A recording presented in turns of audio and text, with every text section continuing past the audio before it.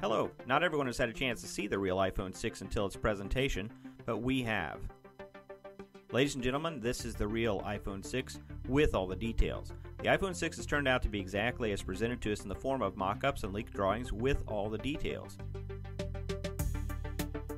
As expected, the power button moved to the side panel,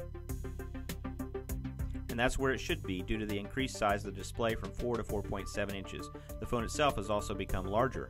In comparison to the iPhone 5S, the iPhone 6 seems to be of an adequate size for Gadget of the Year 2014. Compared with the previous model, iPhone 6 has become thinner and as a consequence, wider and taller.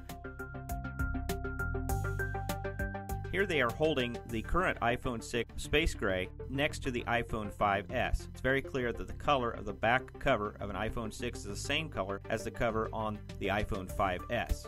Unfortunately, the Apple sign on the back cover does not light up. However, Apple remembered about the iPhone 2G and made a metal cutout Apple on the iPhone 6. What's interesting is that the Apple is made of a so-called metal alloy liquid metal. This is the metal of the future. It's difficult to scratch, it repairs itself well, and is resistant to corrosion. As expected, the case is made of an aluminum alloy.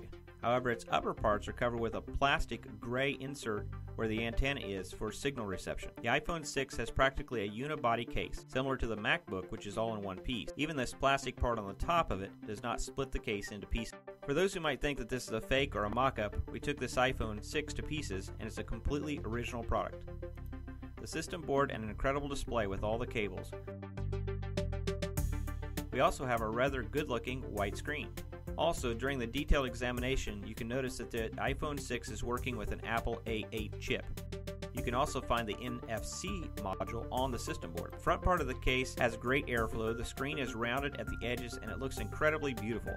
By the way, this is not sapphire, since sapphire crystal is very complicated to make and such process is very expensive. This screen is made of another glass. We don't know exactly which one, but possibly a sandwich between sapphire and tempered glass. But it's even nicer to the feel, and it's more transparent. The Touch ID button is not convex, and its size is comparable to that of an iPhone 5S. However, the ring in the button became smaller, and the area of the sensor has increased. In fact, this Touch ID should work better. If you look at the upper part of the panel, you can see that the FaceTime camera is now not above the dynamic speaker, but on the side, as it used to be on the iPhone 4 and 4S. In general, on the outside, the iPhone 6 looks like the iPod Touch of the 5th generation. The volume controls on the side are the same, the dynamic speakers and the microphone are on the lower side, the same as the iPod. Lightning didn't disappear, it hasn't changed. A SIM holder has stayed on the right side, a nano SIM is used, and its working principle is similar. The flash remained double, it's called True Tone. To those that have worried that the iPhone camera is round, you can relax. There are still two bulbs for the contrast, perhaps to the unhappiness of many.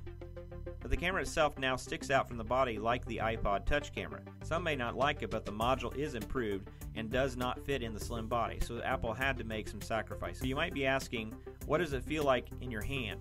It is really cool and comfortable, and yes, the iPhone 6 will explode the market.